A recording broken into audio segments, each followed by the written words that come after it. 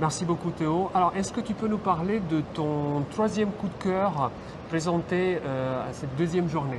Oui, alors clairement, une autre grande étude dédiée aux IGLT2, inhibiteurs SGLT2, c'est l'AMPA-CKD Trial. Qu'est-ce que c'est? C'est l'empagliflozine, donc vous savez qu'il y a deux inhibiteurs SGLT2, la dapagliflozine et l'empagliflozine. Et là, on est sur une étude qui évaluait l'empagliflozine dans l'insuffisance rénale chronique.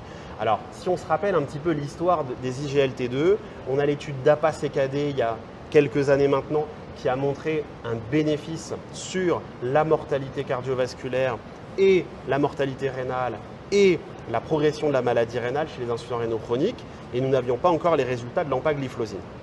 Les résultats sont comme on l'attendait, c'est-à-dire positifs et très forts.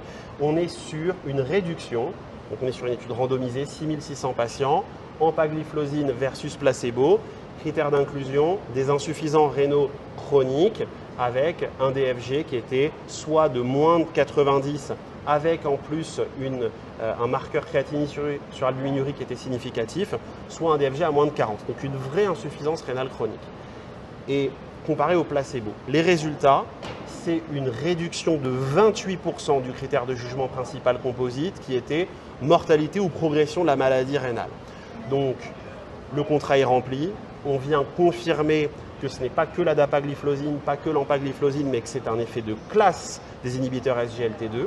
Quelques petits éléments supplémentaires qui, je trouve, renforcent encore l'intérêt de cette étude.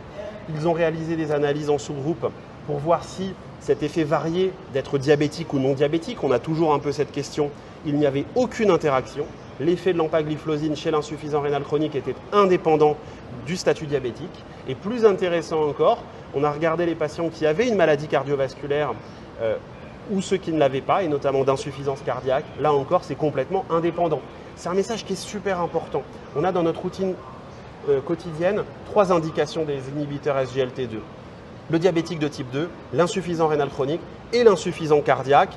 Et vous le savez, l'AMM de l'empagliflozine aussi sur les FEVG préservés avec Emperor Préserve et puis Deliver juste derrière. Ce qui est fort, c'est qu'en fait, l'effet sur ces 3 populations semble indépendant l'un de l'autre. Et donc, on peut vraiment prescrire, à mon sens, ce traitement sans aucun doute.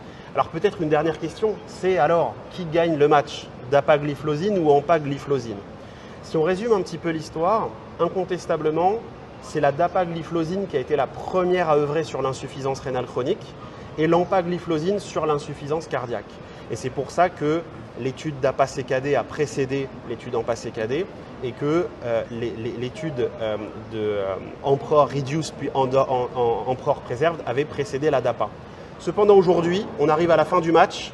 Ils ont tous les deux déroulé la totalité de leurs indications avec des résultats qui sont homogènes, qui sont rassurants. Moi, je serais bien embêté d'en choisir un parmi les deux. Je pense qu'on peut résumer en se disant que c'est un effet de classe, que c'est une très belle classe pour nos patients et qu'aujourd'hui, il faut prescrire des IGLT2 dans l'indication recommandée, soit l'un, soit l'autre. Aujourd'hui, il n'y a pas, au regard de la littérature, d'éléments pour trancher sur l'un ou sur l'autre.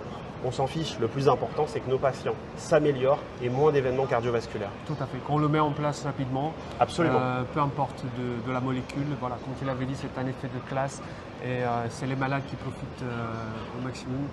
Voilà, je peux faire une petite remarque, c'est comme un panacée universel là, depuis quelques Absolument. années qui diminue tout, hein, les taux d'hospitalisation, de mortalité, de tout.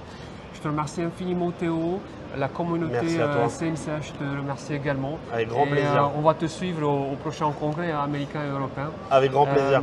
Et merci encore une fois pour ton temps. Merci à vous, à très bientôt.